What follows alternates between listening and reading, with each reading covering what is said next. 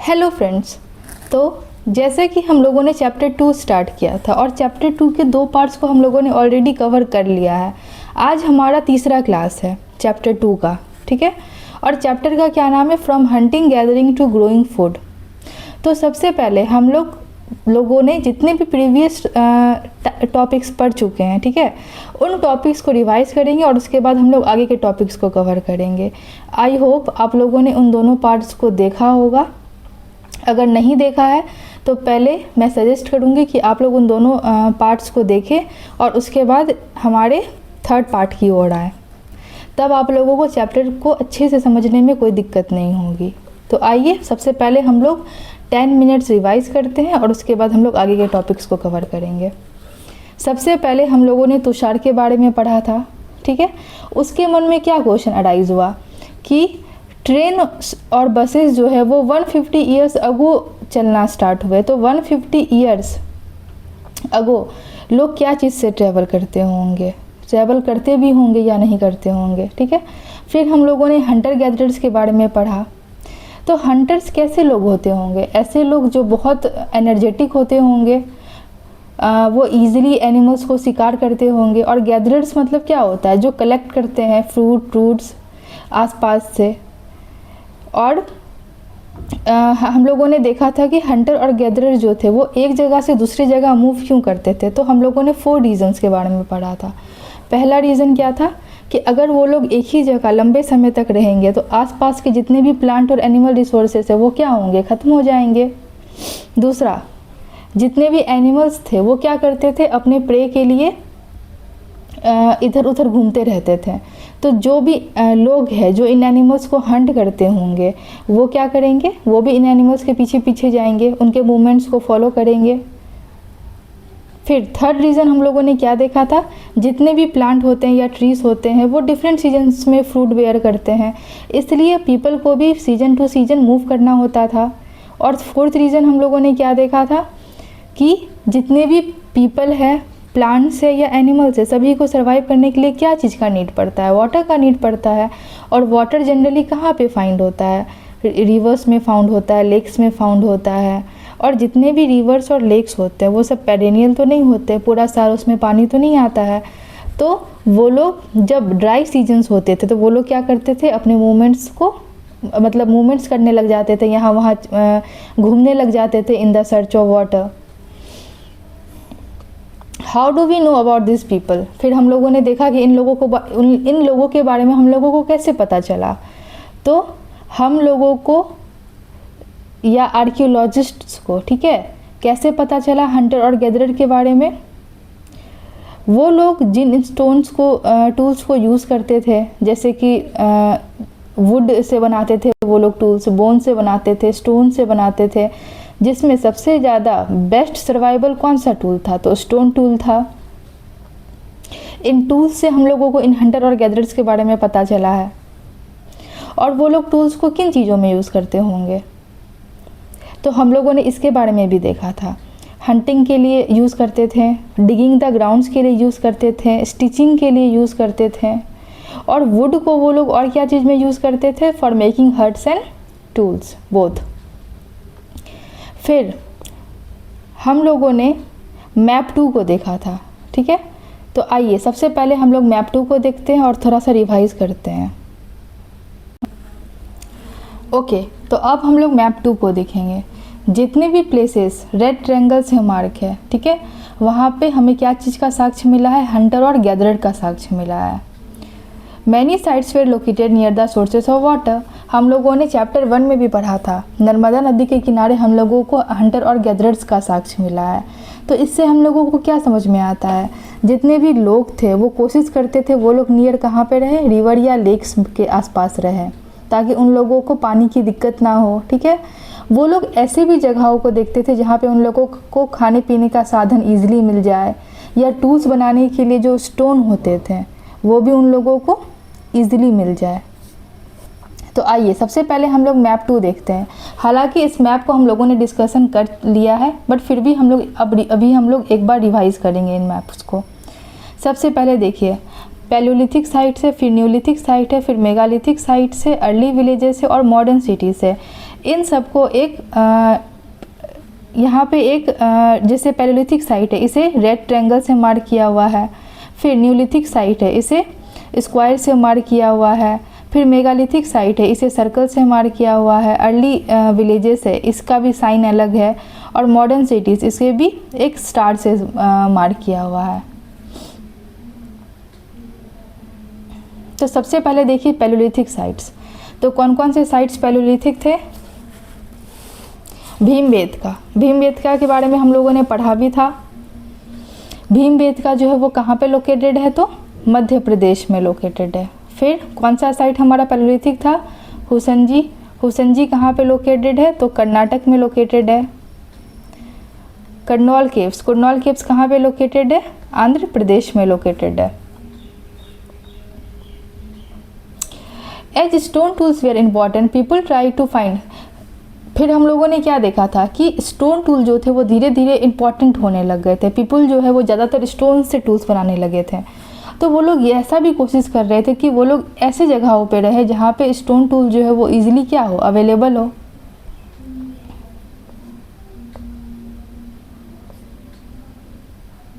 फिर हम लोगों ने साइट्स के बारे में पढ़ा था। साइट्स कौन से प्लेसेस होते थे? जहाँ पे हम लोगों को साक्ष्य मिला हो, या तो टूल्स का, पॉट्स का, बिल्डिंग्स का, जिससे हम लोगों को ये पता चला कि जो लोग पहले रहते थे हज़ारों साल पहले, वो लोग किस तरह के टूल्स यूज़ करते थे, पॉट्स यूज़ करते थे, किस तरह के बिल्डिंग में रहते थे। आइदर ये सरफेस ऑफ द अर्थ पे भी फाइंड हो सकता है, अंडर द अर्थ भी फाइंड हो सकता है, और वाटर के अंडर भी फाइंड हो सकता है। मतलब किसी भी जगह हम लोगों को साइट्स मिल सकते हैं जहाँ पे हम लोगों को remains of things, tools, pots या बिल्डिंग्स मिले होंगे। फिर हम लोगों ने देखा था making stone tools. Stone tools बनता कैसे था? तो लोग क्या करते थे, बोन्स को एज अ हैंडल यूज़ करते थे और आगे में स्टोन्स लगा देते थे ताकि वो लोग ईजिली उसे पकड़ के अपना काम कर पाएँ। कभी कभी वो लोग एक स्टोन को हैमर की तरह यूज़ करते थे। फिर प्रेशर फ्लैकिंग के बारे में हम लोगों ने देखा था, जहाँ पे कोर्स को रिमूव करके टूल्स को शार्प किया जाता था या शेप दिया जाता था। फिर देखिए कुरनौल केव्स भी क्या था? एक पैलोलिथिक साइट था जो कि कहाँ पे लोकेटेड है? आंध्र प्रदेश में लोकेटेड है।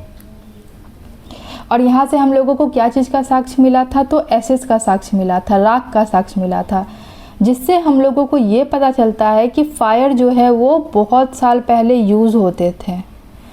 किन चीज़ों के लिए? तो as a source of light.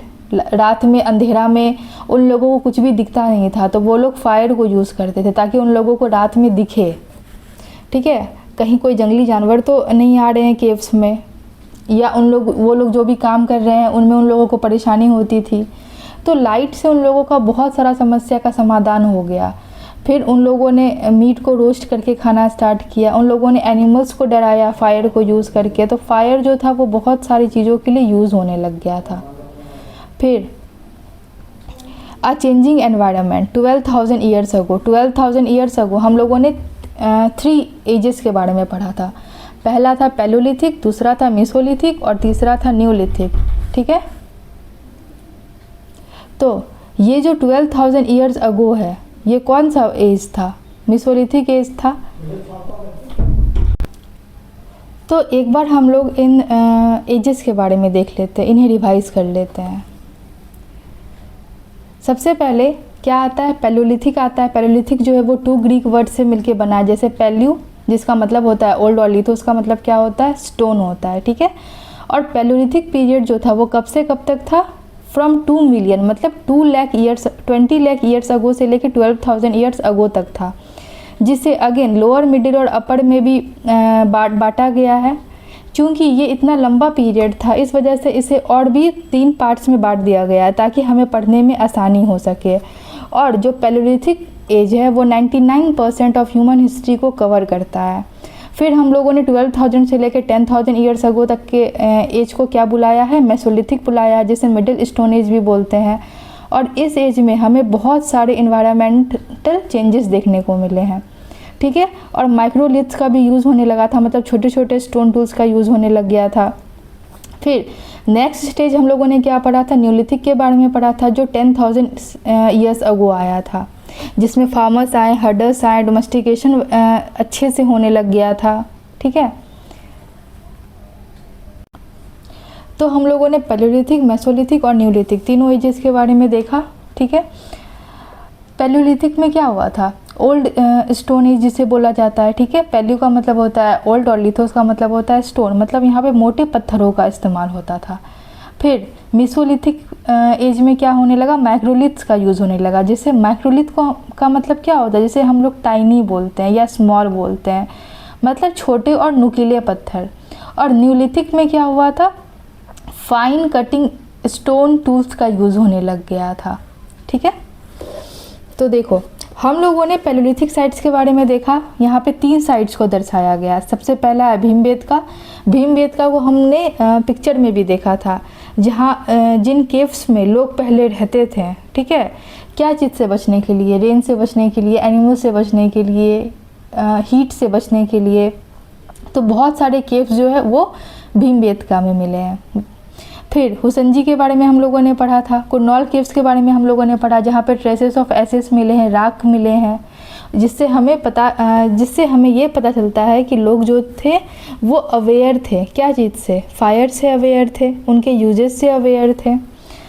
फिर जितने भी ब्लू स्क्वायर से डिनोट है, ठीक है, वो सब क्या है, हमारे न्यूलिथिक साइट है, जहाँ पे फाइन कटिंग एज टूल्स मिले हैं, हर्डर्स का साक्ष्य मिला है, फार्मर्स का साक्ष्य मिला है, डोमेस्टिकेशन का साक्ष्य मिला है। कौन कौन से साइट्स है, तो आइए देखिए। सबसे पहले बुरज़ोम। बुरज़ोम कहाँ पे है, जम्मू कश्मीर में है।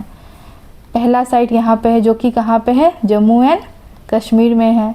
फिर देखिए मेहरगढ़, जो कि बलूचिस्तान पाकिस्तान में लोकेटेड है। फिर यहाँ पे आइए चिरांद, कोलदीवा, महागढ़ा, ये सब कहाँ पे लोकेटेड है, यूपी के आसपास लोकेटेड है।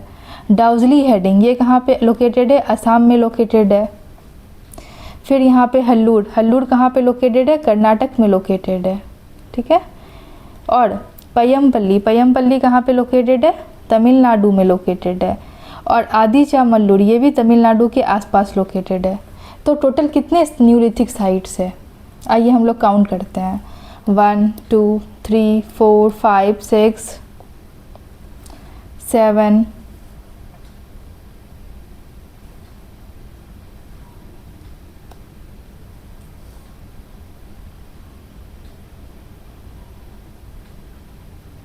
एक बार फिर से काउंट करते हैं। 1 2 3 4 5 6 7 8, टोटल 8 साइट्स दिए हुए हैं। जो कौन से साइट्स थे, न्यूलिथिक साइट्स थे। फिर मेगालिथिक साइट्स, तो यहाँ पे मेगालिथिक साइट्स दिए हुए हैं आदिचामल्लूर और Brahmagiri. Early village, early villages के साक्ष्य मिले हैं इनाम गांव में। और मॉडर्न सिटीज़ कौन कौन से हैं हमारे, कोलकाता है और मुंबई है। तो हम लोगों ने इन मैप्स को डिस्कस कर लिया था, फिर से हम लोगों ने इसका रिवीजन किया।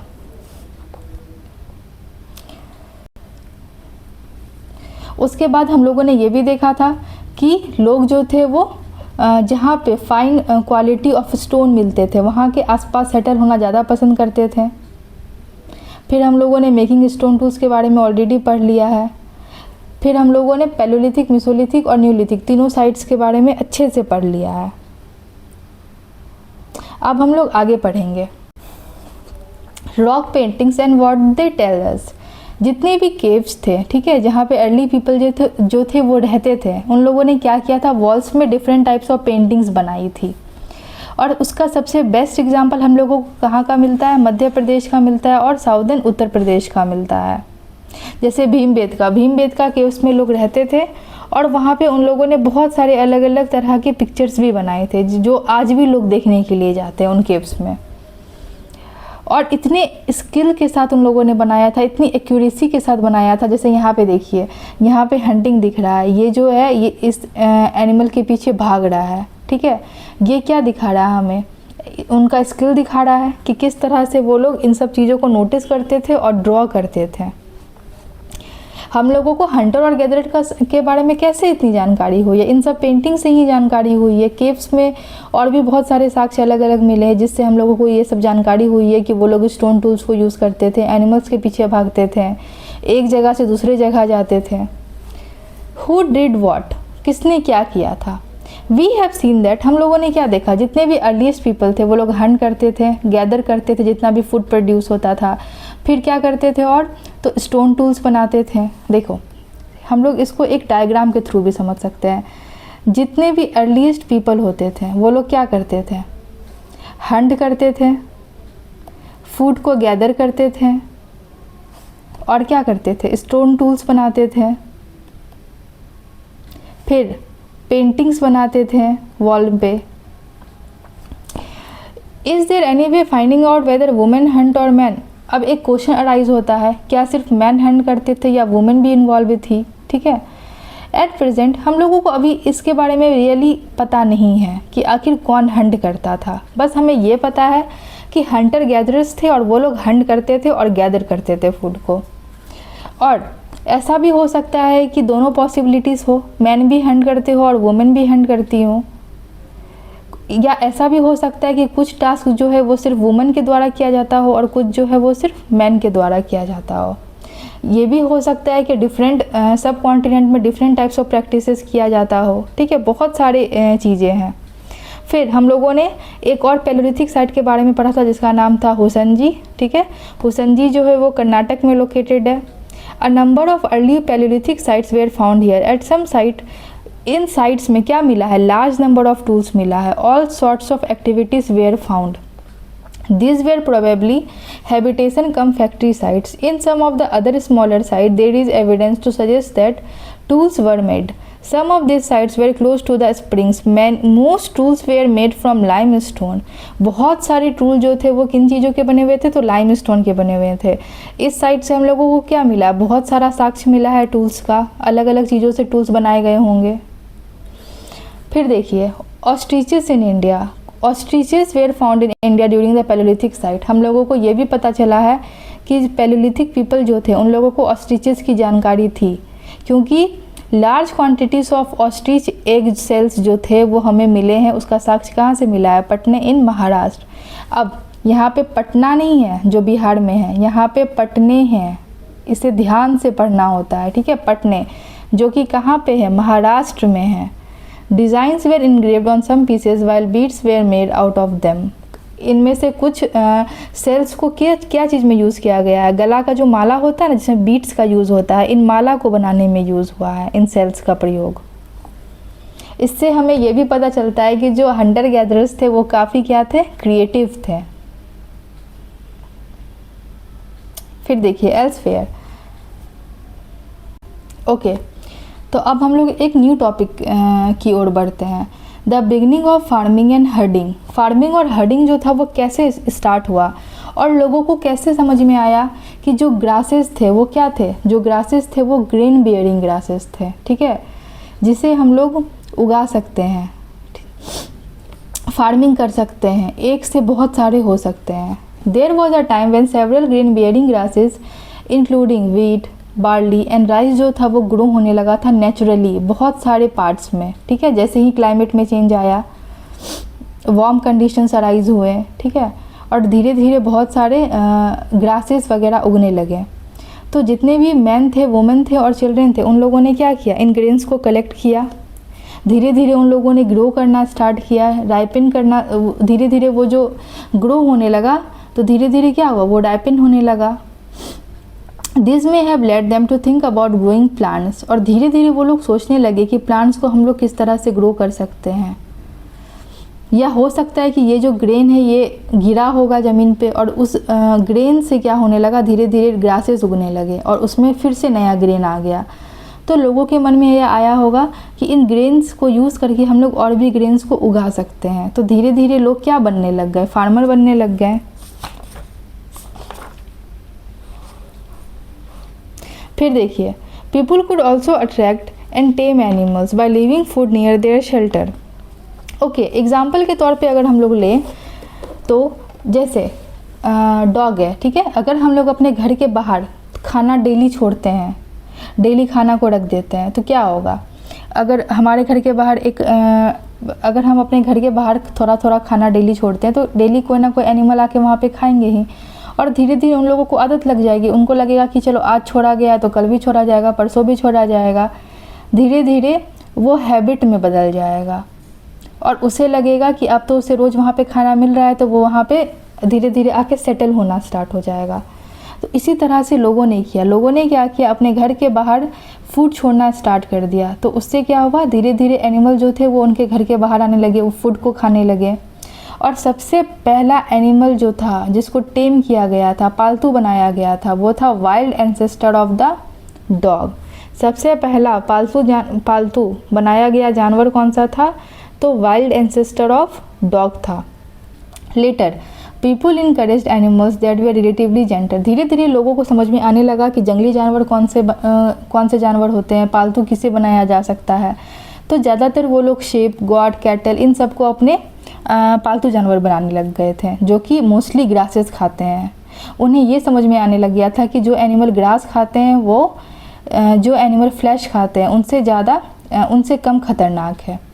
ऑफन लोग जो थे वो इन एनिमल्स को, वाइल्ड एनिमल्स के अटैक से भी प्रोटेक्ट करने लगे और धीरे धीरे वो क्या बन गए, हर्डर्स बन गए। इसे हम लोग एक डायग्राम के माध्यम से भी समझ सकते हैं। जैसे यहाँ पे हम लोग पीपल को दर्शाएंगे, तो पीपल क्या बन गए, एक तरफ देखा जाए तो फार्मर भी बन गए और दूसरी तरफ देखा जाए तो और क्या बन गए, हर्डर भी बन गए। ठीक है, फार्मर उनका क्या काम था, टू ग्रो क्रॉप। फिर दूसरा क्या काम था, उन लोगों को समझ में आ गया कि इन क्रॉप्स को किस तरह से यूज़ कर सकते हैं, सीड्स के तरह यूज़ कर सकते हैं, एक दूसरे को लेने देने में यूज़ कर सकते हैं, फूड के तरह यूज़ कर सकते हैं। ठीक है,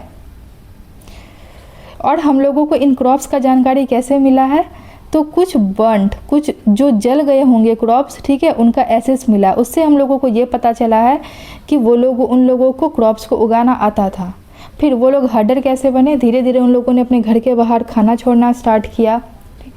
तो उन लोगों को समझ में आया कि शिप हो गए, ठीक है, कैटल हो गए, गॉट हो गए, पिग हो गए, ये सब एनिमल्स क्या है, लेस डेंजरस है, ये सब लेस डेंजरस है। ये सब क्या चीज़ पे सर्वाइव करते हैं, तो ग्रासेस पे सर्वाइव करते हैं। और जो एनिमल फ्लैशेस खाते हैं वो सब क्या, मोर डेंजरस है। तो उन लोगों को उन्होंने पालना स्टार्ट नहीं किया, उन लोगों ने उन्हें पाला नहीं। ठीक है, उन्हें पता था कि ये सब जो एनिमल्स है जैसे गॉड, पिग, ये सब लेस डेंजरस है, तो ये इनसे उनको खतरा नहीं पहुंचेगा। तो इन एनिमल्स को वो लोग यूज़ कैसे करने लगे, तो इनका मीट्स यूज़ करने लगे। ठीक है, उन्हें समझ में आ गया कि उन्हें इन एनिमल से मिल्क भी मिल सकता है। तो इन सब चीज़ों से हम लोग को ये पता चला कि लोगों को प्लांट्स का भी आइडिया होने लगा कि किस प्लांट को उगाया जा सकता है, किसको नहीं उगाया जा सकता है, कौन से एनिमल को टेम किया जा सकता है और कौन से एनिमल को टेम नहीं किया जा सकता है। उन्हें इन चीज़ों की जानकारी धीरे धीरे होने लगी। तो आइए आगे के टॉपिक को देखते हैं हम लोग। डोमेस्टिकेशन का मतलब क्या होता है, it is the name given to the process in which people grow plants and look after animals. Domestication का मतलब ये होता है कि ये एक ऐसा प्रोसेस है जब लोग प्लांट्स को भी देखने लग गए थे और एनिमल्स को भी देखने लग गए थे। और ये कब शुरुआत हुई थी डोमेस्टिकेशन की, तो मेसोलिथिक पीरियड में स्टार्ट हुई थी, मेसोलिथिक पीरियड। और न्यूलिथिक एज आते आते लोग बहुत अच्छे फार्मर और हर्डर बन चुके थे, उन्हें हर चीज़ का आइडिया हो गया था। ये लोग क्या करते थे, plant and animals that are tended by people become different from wild animals and plant. जिन प्लांट और एनिमल्स का देखभाल वो लोग करते थे वो डिफरेंट हो जाता था from wild animals and plant, क्योंकि वो लोग सेलेक्ट करते थे कि किन प्लांट्स को उन्हें उगाना है और किन प्लांट्स को उन्हें नहीं उगाना है, किन एनिमल्स को उन्हें डोमेस्टिकेट करना है और किसे डोमेस्टिकेट नहीं करना है। दे ऑल्सो सेलेक्ट प्लांट, और वो लोग ऐसा प्लांट सेलेक्ट करते थे जिसका ग्रेन जो था वो लार्ज साइज का था, छोटे छोटे ग्रेन्स नहीं थे, लार्ज साइज के ग्रेन्स थे। सीड्स फ्रॉम द सेलेक्टर, और इन ग्रेन्स को वो लोग प्रिजर्व भी करके रखते थे, इनके सीड्स को वो लोग प्रिजर्व भी करके रखते थे कि जब ये ख़त्म हो जाएगा या ख़त्म होने पे होगा तो हम लोग फिर से ये से उगाएंगे, और इसकी क्वालिटीज़ जो अच्छी क्वालिटीज़ की होती थी ग्रेन्स। और जो एनिमल्स जेंटल होते थे, ठीक है, उन्हें वो सेलेक्ट करते थे for breeding. As a result gradually domesticated animals and plant जो थे वो डिफरेंट हो गए थे from wild animals and plant. For example the teeth and horns of wild animal जो था वो यूजुअली लार्जर था देन डोमेस्टिकेटेड एनिमल्स, क्योंकि डोमेस्टिकेटेड एनिमल मोस्टली क्या खाते थे, ग्रास खाते थे, तो उनके टीथ भी स्मॉलर ही थे। लेकिन जो एनिमल फ्लैश खाएंगे उनके टीथ क्या होंगे, नुकीले होंगे और बड़े बड़े होंगे। ब्रीडिंग का मतलब क्या होता है, ये एक स्पेसिफिक सीजन होता है ऑफ ए ईयर, जब एनिमल्स, ठीक है, या मैमल जो होते हैं वो इंश्योर करते हैं कि ऑफ स्प्रिंग जो है वो प्रोड्यूस हो जाएगा only at a certain time of the year, और मोस्टली ये स्प्रिंग या समर में होता था। ये लोग अपनी संख्याओं को बढ़ाते थे। डोमेस्टिकेशन एक ग्रेजुअल प्रोसेस था जो 12,000 ईयर्स अगो हुआ था, मतलब मेसोलिथिक पीरियड में होना स्टार्ट हो गया था। और अर्लीस्ट डोमेस्टिकेटेड एनिमल जो थे वो क्या थे, शीप और गॉट थे। तो ध्यान रखिएगा यहाँ पे दो क्वेश्चंस हुए। सबसे पहला animal, first animal to be tamed क्या था, वाइल्ड एंसेस्टर ऑफ डॉग। और अर्लीस्ट डोमेस्टिकेटेड एनिमल्स वो क्या थे, शीप एंड गॉट। इन दोनों चीज़ों में फ़र्क है। सबसे पहले पालतू बनाया जाने वाला जानवर कौन सा था, तो वाइल्ड एंसेस्टर ऑफ डॉग था। लेकिन सबसे पहले अर्लीस्ट, ठीक है, डोमेस्टिकेटेड एनिमल्स कौन से थे, तो शीप थे और गॉट थे, क्योंकि लोगों को पता चल गया था कि ये सब लेस डेंजरस है और हमें इससे बहुत लाभ होगा। Okay, a new way of life. जब भी हम लोग कोई सीड को प्लांट करते हैं तो ऐसा तो नहीं है कि आज हम लोगों ने प्लांट किया और कल उसमें वो ग्रो हो गया, उससे हम लोगों को ग्रेन्स मिलने लगा। बिल्कुल नहीं, इसमें काफ़ी टाइम लगता है, कुछ वीक्स लगते हैं, मंथ लगते हैं, कभी कभी साल लग जाता है। तो क्या हुआ, जैसे इट मीन्स दैट जिन लोगों ने प्लांटेशन करना स्टार्ट किया था तो उन लोगों ने, ऐसा तो नहीं था कि वहाँ पे वो लोग एक दिन रुकते या 2 दिन रुकते प्लांट करके तो वो ग्रेन हो जाता और वो लोग आराम से अपना जीवन यापन कर सकते थे। बिल्कुल नहीं, वहाँ पे उन लोगों को रुकना पड़ता, वाटरिंग करना पड़ता, वीडिंग करना पड़ता, एनिमल्स और बर्ड से उस प्लांट को बचाना पड़ता। तब एक टाइम के बाद जाके वो ग्रेन जो था वो राइप होता और उन लोगों को उससे ग्रेन मिलता। तो इस प्रोसेस में क्या होता, बहुत लंबा टाइम लगता। तो लंबा टाइम लगने के कारण लोग जो थे उस जगह पे क्या होने लग गए थे, सेटल्ड होने लग गए थे फॉर मंथ्स, ईयर्स। अब एक जगह लोगों ने सेटलमेंट करना स्टार्ट कर दिया था, वो लोग सीख रहे थे कि एक जगह वो लोग कैसे रह सकते हैं। और ग्रेन को स्टोर किया जाता था, खाने के लिए भी और सीड के लिए भी। अब देखिए, जैसे जैसे ग्रेन्स उगना स्टार्ट हो गए, ऐसा तो नहीं था कि थोड़ा सा ही ग्रेन उगता होगा और उतना ही वो लोग खा पी के ख़त्म कर देते होंगे। बिल्कुल नहीं, बहुत सारा ग्रेन्स उगता होगा। तो अब उन लोगों को एक और समस्या उत्पन्न हुई कि अब वो लोग इन ग्रेन्स को कैसे रखें। तो उन लोगों ने उन ग्रेन्स को क्या करना स्टार्ट किया, स्टोर करना स्टार्ट किया। तो क्या चीज़ में स्टोर करना स्टार्ट किया, तो अब उन लोगों के दिमाग में आइडिया आया, ठीक है, उन लोगों ने क्ले पोट्स बनाए, वो बास्केट्स बनाए,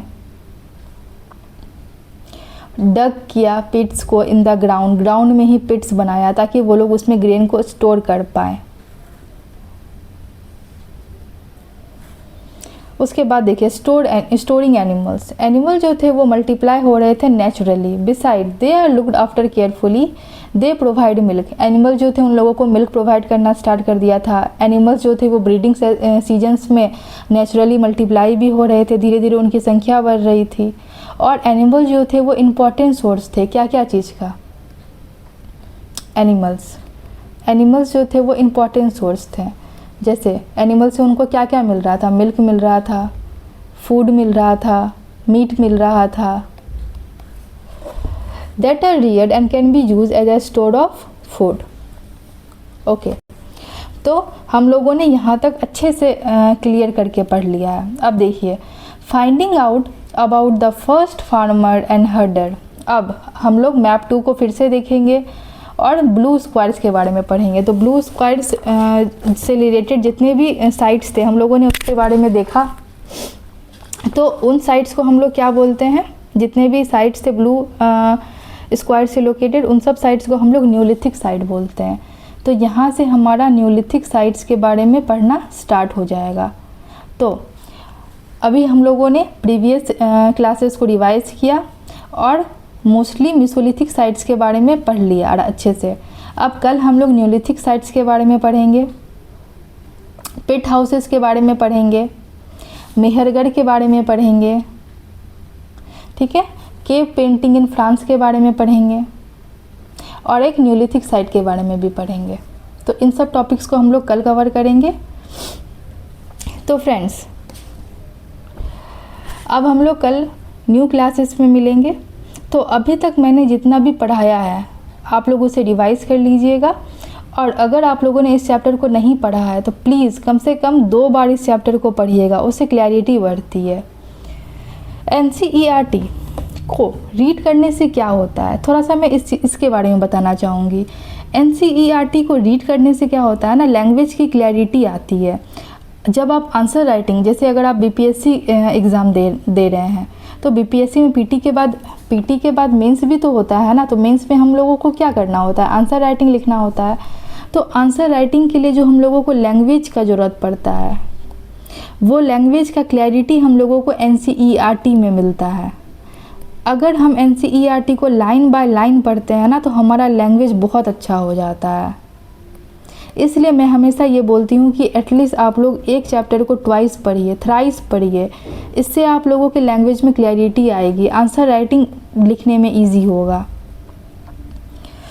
तो ठीक है, अगर आप लोगों को कोई भी प्रॉब्लम है, ठीक है, कोई भी टॉपिक अगर आप लोगों को समझ में नहीं आया है तो प्लीज़ मुझे कमेंट करिए, मैं उसका आंसर ज़रूर दूंगी या नेक्स्ट क्लास में उसे ज़रूर समझाऊंगी। Thank you so much for watching my video.